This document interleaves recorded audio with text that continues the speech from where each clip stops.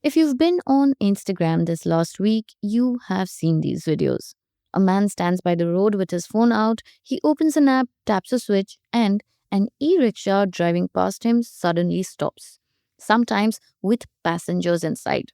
The driver is puzzled, he checks his battery and his wiring and finds nothing because the problem is standing a few meters away taking a video of him.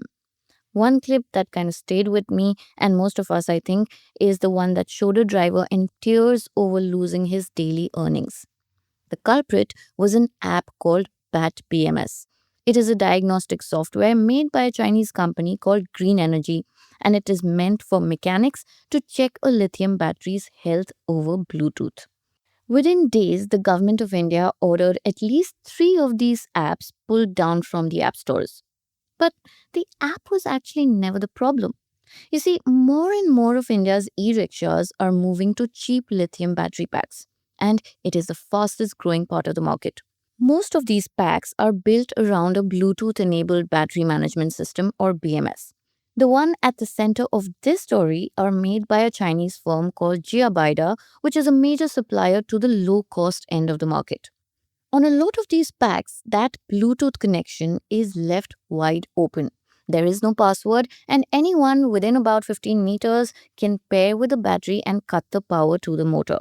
The app is basically just a key, and it is a key that anyone with a bit of coding knowledge can copy. Now, a flaw this basic on lakhs of vehicles which are on the road should make you ask, how did it survive? And the answer is that it was never a secret. Engineers documented this exact gap on GitHub back in 2019. A security expert who wrote about this issue in The Hindu found the thread, and in fact, someone had even posted a fix. So, was there simply no regulation? Turns out there was. The government notified standards for e rickshaws in 2014. And those rules cover the brakes, the tires, the dimensions, the horn. They describe a mechanical vehicle because that is what an e rickshaw was when these rules were written. And that explains why that warning from 2019 had nowhere to go, because there was no office whose job it was to look for it. Which is why what finally gave was actually a prank on social media. Within a week of these videos going viral, the government started an inquiry. Apple and Google were told to pull at least three such apps off their stores. But the apps were never the point. The way these batteries communicate is publicly documented, and there are open source tools on GitHub right now that can connect to them. Anybody who can write a little bit code, like I said earlier, can rebuild what was banned. So the flaw sat documented in public for 7 years and nothing happened. But a reel got results in 7 days. And understanding why is really a story about what governs India's informal economy. Welcome to Daybreak, a business podcast from the Ken. I'm your host Snigdha Sharma, and I don't chase the news cycle. Instead, every day of the week, my colleague Rachel Varghese and I will come to you with one business story that's worth understanding and worth your time. Today is Thursday, the 9th of July.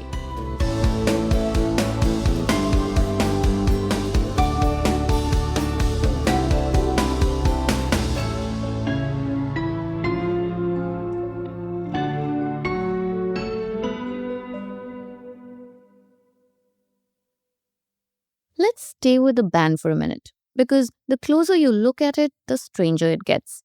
Let's start with what the government actually did. On Friday, the IT ministry ordered the app stores to take down at least three of these battery apps. The IT secretary S. Krishnan confirmed it on the record at a cybersecurity summit the same day. He said, while the investigation is continuing, this is a precautionary measure. And here is what that order ran into. Based on several accounts, the app came off Apple stores, but it stayed reachable anyway because these apps can be downloaded as files from other websites and installed on an Android phone without any store at all. News reports since the order suggest that it was still available to people who went looking. So the thing that was banned was, for many, still within easy reach. And even if every copy of Bad BMS vanished tomorrow, it would change very little. And that's because this app is one of many. There are lots of Bluetooth battery apps that speak the same language, and the way those chips communicate has been picked apart by hobbyists for years. Taking down a few apps does not really close the door. Which brings us to the obvious question. If the ban secures almost nothing, why do it? I think the honest answer is that securing the batteries was never really the job. Look at what set the whole thing in motion. Viral videos. The government moved when the clips got big enough that the story turned from batteries to a government that looked absent. And measured against that, the ban worked. Because once the app became the story, removing the app ended that story. See it that way, and the rest of it falls into place.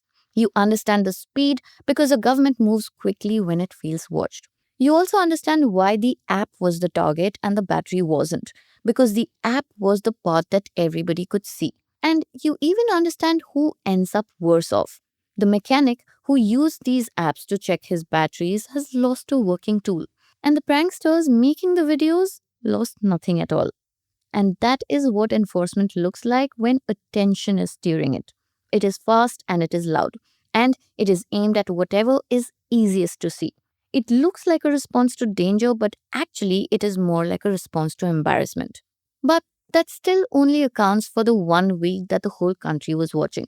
It tells us nothing about the years before it when the same flaw sat in plain view and nobody moved at all. To understand why, we have to follow the rickshaw back to the place where it was built. Stay tuned for more on this.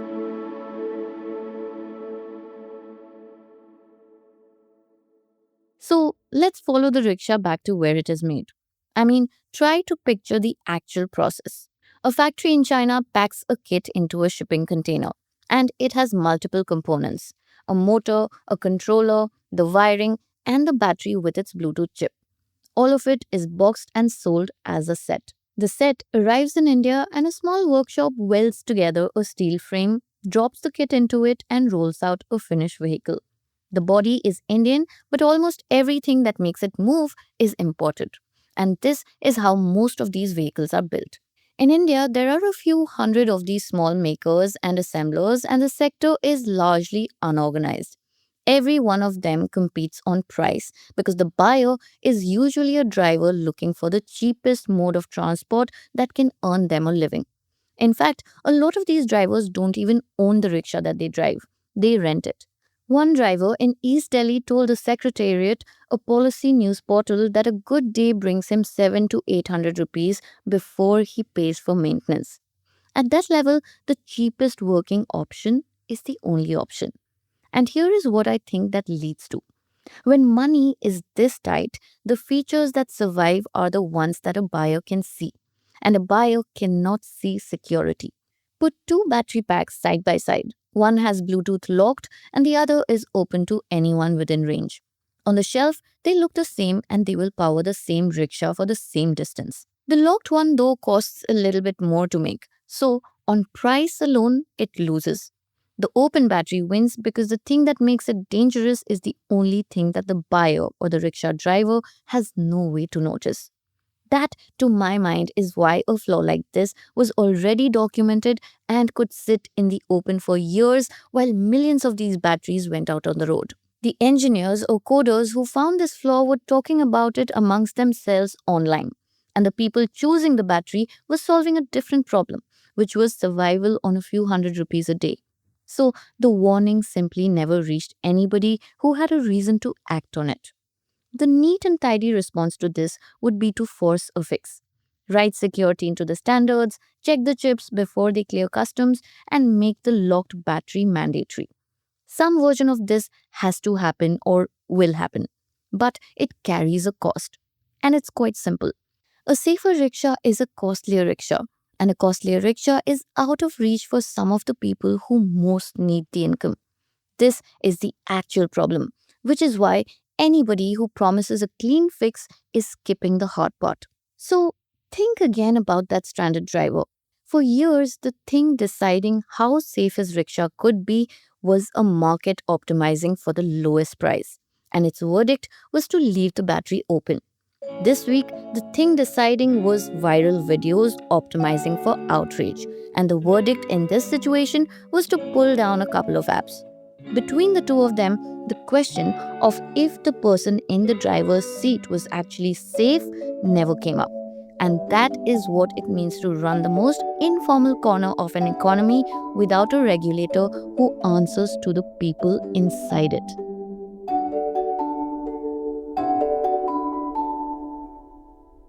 Daybreak is produced from the newsroom of The Ken, India's first subscriber-focused business news platform. What you're listening to is just a small sample of our subscriber-only offerings, and a full subscription offers daily, long-form feature stories, newsletters, and a whole bunch of premium podcasts. To subscribe, head to theken.com and click on the red subscribe button on the top of the website. Today's episode was hosted and produced by my colleague Snigdha Sharma and edited by Rajiv CN.